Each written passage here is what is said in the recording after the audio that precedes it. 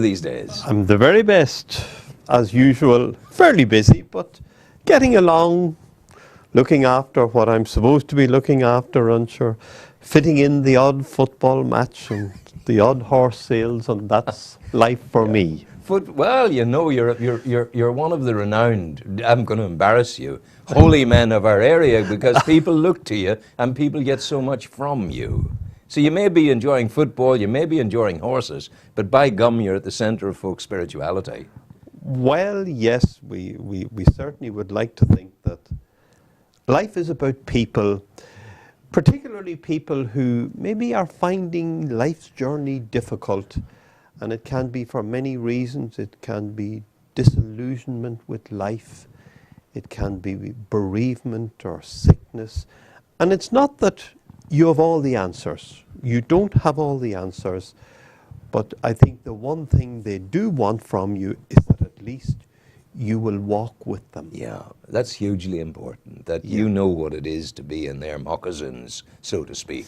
So that gives you a credibility. Well, maybe so. I hope so. Oh, I hope so, indeed. No, you were talking about you don't have all the answers.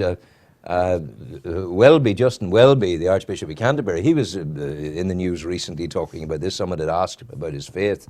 And he said, well, everyone has doubts at times. Yeah, I think maybe the good Pope Francis the Good may have alluded to it as well. But doubts are part and parcel of the journey. Oh, absolutely. In our work, and especially, there would be a number of areas where you're really put to the pin of your collar. Obviously, child illness with children, and sometimes terminal illness.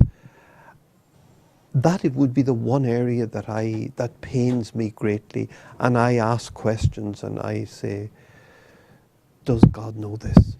Yeah. You know, they are the areas of life where you are really put to the pin of your collar. I can see this. To try and relate to people and be with them in a realistic way. I mean, the last thing people want from people like us is nonsense talk. Yeah. They want us to be honest. They want us, I think above all, to be with them, to journey with them in their days of joy, in their days of hope, in their days of disillusionment. And I think that's so important.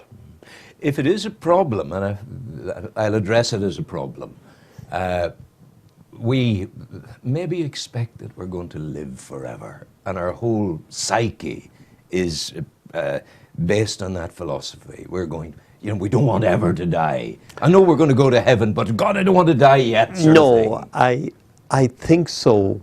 I think that's a very natural reaction. I mean, life is for living. We enjoy people, we enjoy events, we enjoy occasions, and we'd love that to continue. But I suppose we know deep down that, you know, someday that will come to an end.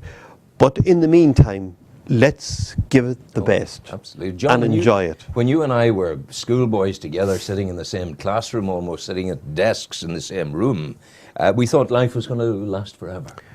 We thought life would be eternal. Absolutely. And now in our later years we realise, oh, maybe it's not as long as we had hoped for. But that's it. We make the best of it and enjoy every day.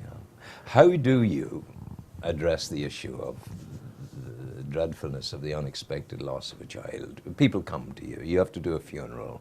People are broken. Is there any kind of goodness that can come out of it, John? Well, it's amazing. People are heartbroken, and naturally so. But I have often found many of those people reach out to others who are going through similar situations as they have done. And in reaching out, it gives them great strength, gives them great awareness. In that way they benefit. Sure, the loss of a child they take with them to the grave. But I think there is also an awareness with them that that child is with them. And sometimes, you know, I met a mother the other day who had 3 children and 1 child died at birth. And Someone asked her in my company how many children she have. Oh, She has. She said, "I have 4." Yes, of course. And the question of the child who had died very shortly after birth never came up. She didn't explain that at all, and I wasn't at liberty to explain. This was her story, this was her children, her family, and that was it. But you know how they cope? They cope with the quiet goodness of ordinary people, and some ordinary people have a tremendous ability just to be there, to be with them on their extremely difficult journey. Not by way of words, but just by being there, and the little acts of kindness, and remembering, you know, stillbirths. Parents would have a great awareness of when that child should have been born. And some of these people will ring them up or send them a card. Today would have been the baby's birthday. And they are touched by that.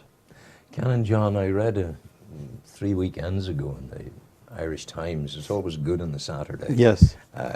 There's a story in it of this awfulness of abortion, and it told the story of women who go to England, and these are women who need to be embraced and be looked after too.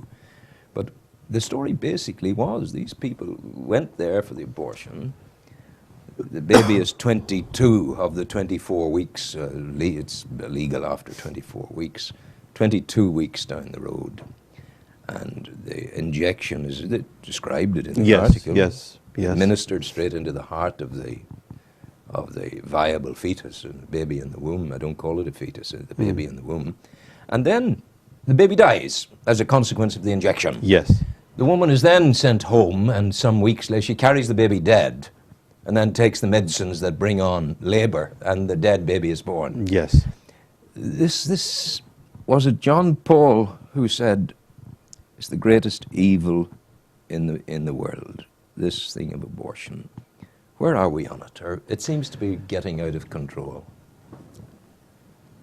Politically, it certainly is getting quite a bit of coverage at the moment. I certainly, in my work, would have sat with people and listened to their words, to their emotions about all of it. And certainly it's a very difficult situation to be a part of. Obviously, down the years in my work, I would have worked with many young women who had their babies, and their babies, some of them they kept, some of them that they were adopted.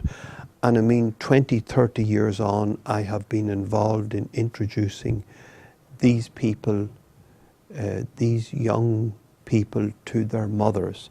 That's one aspect of the life, but the other, coming back again to the question, the whole question of abortion, where do we sit with it? Very simply, you know, I would be very much committed to pro-life, but I would be also totally committed to people who find themselves in that situation. They need our help, our support. They certainly do not need adjudication and judgment. And I mean, some of these people, all of these people, are very good people, and I would never, they need to be embraced and cared for. And certainly I know people would have come to me expecting to be told off and judged, and when they find that that does not happen, they somehow grow and develop. Yeah, because if you give them that support, they have a stronger kind of foundation upon which to build their decision. Oh, absolutely. And I mean, if you go into the response of condemning these people. It breaks them. It makes them feel very hurt. It devalues them. And I think we need to listen. We need to embrace them. We need to be kind and generous. It's about love, isn't it? Oh, absolutely. The God of love. The message. Absolutely. Love your neighbour as yourself. Absolutely. Love your Lord, your God, your neighbour as yourself. Caritas said before. Yeah. It's in there, and Yeah. that's the way forward. How long have you been a priest now, sir? 46 years, My coming goodness. 47. My goodness. My goodness. But 47. having said that, we've had a great life, Oh, yeah. enjoyed it, Of course. and But it's not over yet, for goodness sake. Not over yet, but- You know, I was 40. You see, nobody has divorced you. I was 47 years married, and my good woman, she divorced me then, you see, and that posed certain problems for us, certain considerations for us. Yes. But I mean, we're still be very good. I think the concept and the precept of friendship exists because absolutely. you must go forward together and be yes. positive. I and mean, life is too short. you got to believe it. It's very Life short. is too short. I got Life- the prostate cancer 3 years ago. Yes. And I was amazed. I had nothing wrong with me. And it's a good time to say to men of our age out there, get your blood tests done and make sure. Absolutely. Because if you catch it in time and be good to yourself health-wise in time, it can be okay, Yeah. you know. Oh, yeah. And so it's about life being very, very short, too short to mess about and to try and do good things with Oh, your yeah, life. and enjoy it. It's there, yeah, and people absolutely. want to enjoy it, and they want you to enjoy it as well. Very often, maybe you don't find this, that the enjoyment factor in life, there's half a dozen elements, there's a dozen areas you can enjoy, blah, blah, blah, and you can list off the enjoyments. And you very quickly exhaust them all. And there's a whole other raft of things that if you lift the surface a wee bit and go exploring, you never know what you're going to find. You never know what you're going to find. Yes, by all means, enjoy the things that come your way, but I think you have to create as well. You have to be out there making the effort, being positive. I mean, some of the aspects of life that I've enjoyed. Dramatics. I mean, believe it or not, I produced the first play that opened the first drama society in Lisleigh with a group of young people from You were even ahead of Oni Hanaway. Oni was there too, Lord rest them, God Mickey rest him McCann, indeed. all of those people. Yeah. And that was a great experience, bringing out the strengths of people, and we have made lasting friendships in that whole area. Of course. Again, we could have sat back and said, we'll not bother. No. Go and do it. Go and do it and You're- enjoy it. You're coming into Advent soon. It's a great time of the year for you. It's a great time of the year in Warren Point. Obviously, a lot of our attention at the moment is being given to the opening of our church before Easter, or before Christmas. Really, it'll be up. Oh, it will be open before Christmas. It'll be some midnight mass, dare I say. It will be some midnight mass. And as well, it's I beg your pardon. the month of November. That it's peculiar, I think, to Warren Point. We begin every day with a mass at 7:30 in the morning, and it is absolutely astounding. We could have 250 people there at 7:30 on their way to work. That's nice. That's good. Also, Advent, again, there is a renewed awareness, the coming, celebrating, waiting for the coming of Christ, of the birth of Christ, but also it's a time when obviously people reach out to other people. And one of the unique things about Warren Point, over the last few years, we have gone out, streamed Christmas greetings to all over the Seen that. world. What a good idea. And that has gone exceptionally well. People will come forward. They will write the names of their loved ones who are away. They will be put up on a big board in the church. There will be a candle lit all through the month of January for our emigrants. And the effect that has had is unbelievable. It has been picked up in the middle of the Qatar desert. My goodness. Away over to Australia, New Zealand, South America, and people are really feel that they are part of this family of Warren Point. Absolutely. Canon John, where do you get the energy from? Because this is it's a full program. You're talking 7:30 masses in the morning. You're not coming down with priests around you. No, we're not. But it's amazing what you can get through, and some of the local neighbours to help out as well. Yeah. We're not immune to others coming in and playing their part. You have the good John Grant there who looks after some things there. He's a good Vincent de Paul man. John Grant, yes, John Nice Grant man. is there. Solid man. Yeah, there's a great sense of solidarity among the local clergy too, and they help, so that makes life possible. Yeah. What about the solidarity from Jesus? How close is Jesus to you on a daily basis? Or is it something you think is there, it drifts in, drifts out? Or is there's an old catechism word or phrase, a living presence for you?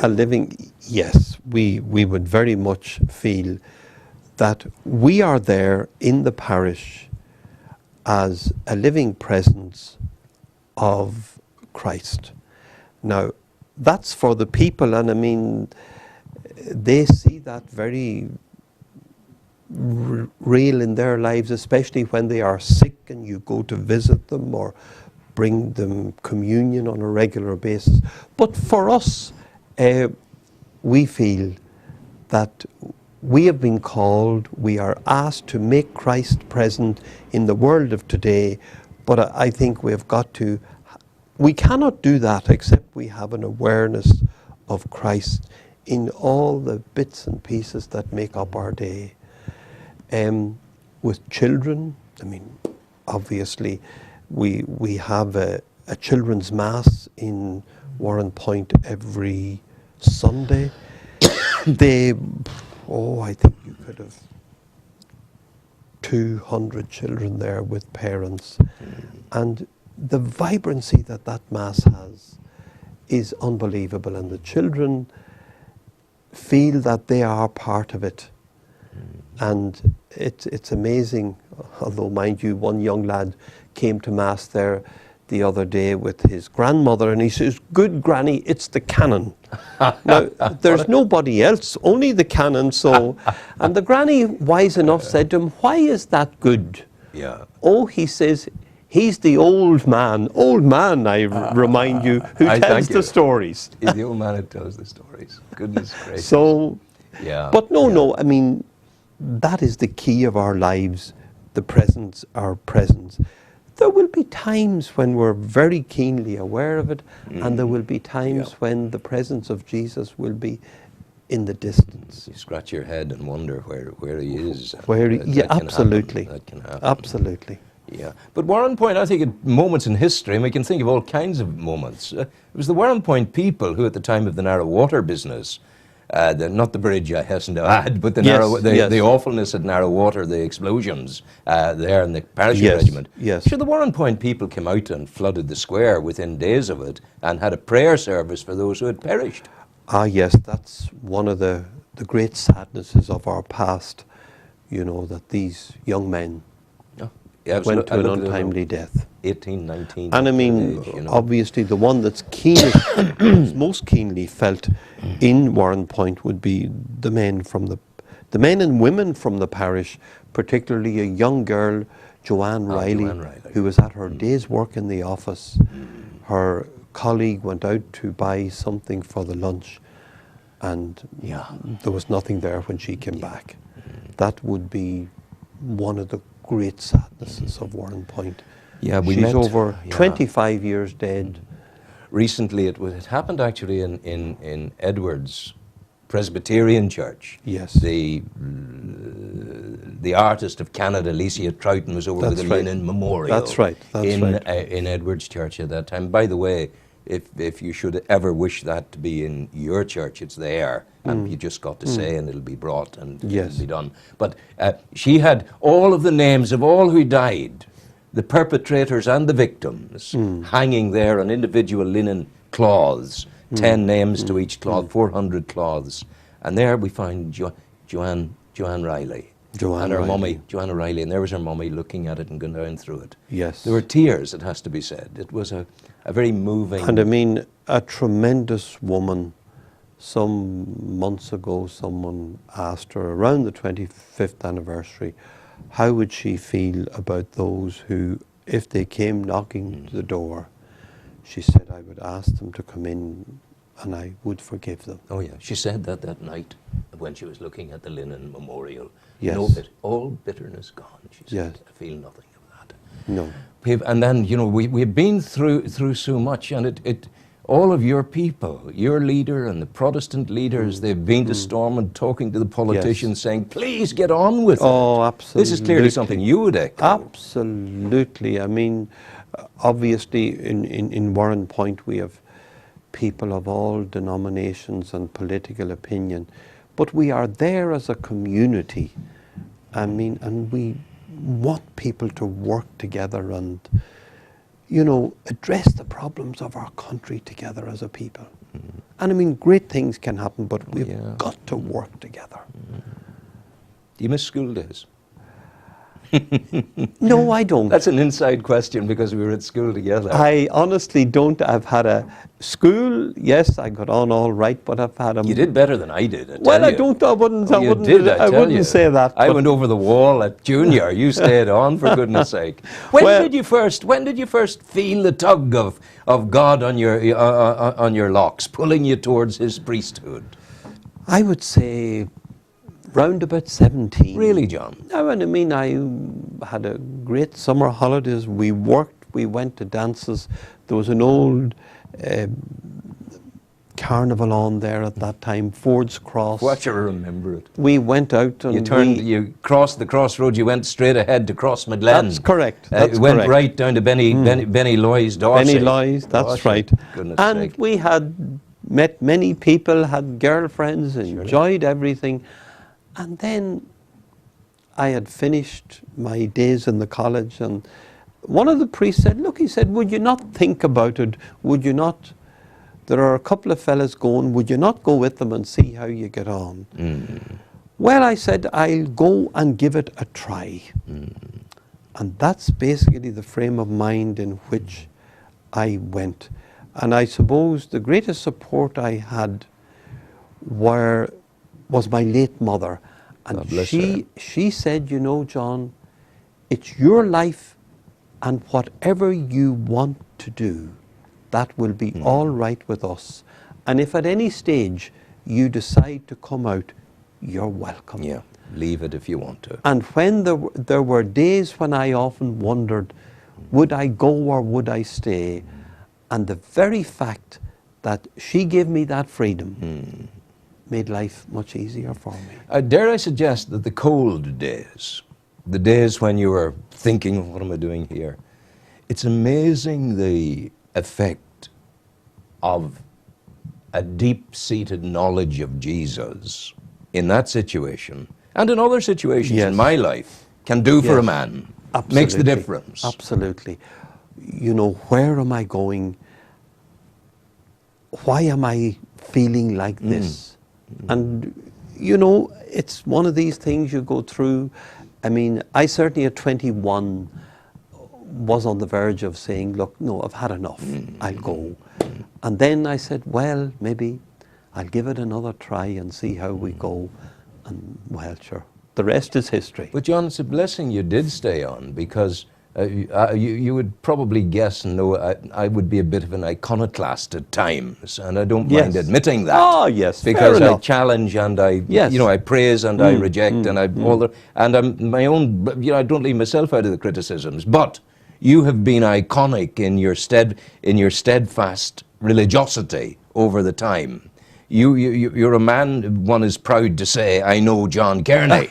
That's the truth. Oh, well. That's the truth. Well, thanks indeed. But I'm not the only one to tell I you have that. enjoyed life, and you know, I can't complain. I've had a great life, and if the Lord was to take me in a year or so, well, it's all right. I'd say, well, look, away we go. I've had a good run. Yeah, and I was talking to a man in Dublin, brother Kevin Crowley, and Kevin was saying he was been interviewed by Miriam, and we were talking about heaven. Yes. And Kevin says he's 50 years there at the centre with the homeless folk. And he says, well, I don't know. He says, if I don't get into heaven at this stage, I'll need to be asking why not. He said, what more could I have done? And you can see this in the man. Yes, you know, yes, yes. It is truly. Had you not been a priest, what might you have been? Believe it or not, the one interest that I had was pharmacy. Now, Interesting, yeah. physics, chemistry, enjoyed that and had thought of maybe doing pharmacy, but that's not what happened. No, well, sure, you are Yeah. where the leaf has fallen, where it was meant to fall. Well, I suppose so. Absolutely, I John, suppose absolutely. so. But I've no regrets. No, why would you? You know. no. I've heard so many stories of you lifting up people metaphorically and helping them and physically lifting them up at times. Well- the stories of working with people who need, the bandaging of wounds. Yes, well, maybe so, but people too have lifted me, Yeah. you know, down the years, and to them I'll be eternally grateful. Just people who were there and who were very generous and kind. I don't like and this supportive. past tense that you're using. May I use a very long bad word to you? What's that? Retirement. Yes, come December, it's public knowledge, I'll be the big 7-0. Oh, 71, I was going to say to you. Yes, and certainly I think in the coming years I will be thinking about taking things easier. Well, that's the coming years is one sort of variable. Within the next year or two. And thinking about it's the second variable. No, I've done more than thinking about it. You'll go within 5 years. Absolutely. Maybe before that. What are we going to do without you? Well, who have you got lined up coming after you? Well, I don't know. I'm not too sure about that. But things will go on in maybe a different way and will do very well. Yeah, but I mean, you need to be, in some way, still on the top tree of wisdom, the old owl looking down, and in some way responding, perhaps when asked. You'll be there to offer guidance and support. Yes, but no, I mean, look, I know how old I am now, and it's time to be thinking seriously about what we will do in the years ahead. Well, it's a good thought path to be going down. Yes. Because you're expected to enjoy it. You're expected to be, in your own terms and in God's terms, productive. So good things will happen. Yes, well, I hope so. I hope so. Well, you've talked enough. Oh, did I really say that? Maybe I've talked enough, but Not at all. that's leading me towards a request to you. Yes. I suppose praying is also talking, and maybe you'd close the program for us with a prayer. All right. Will you do that for us? Lord, as we gather on this day, on our life's journey, we reach out to all the people for whom life's journey is difficult or challenging at this time. Lord, give them strength, give them the courage, give them the hope to continue on. And may all of us in our work reach out in a spirit of kindness and generosity and forgiveness to all those whose paths we cross each day. Amen. Amen. Canon John Kearney, God bless you. Thank you very much. Thanks, Rowan. Well.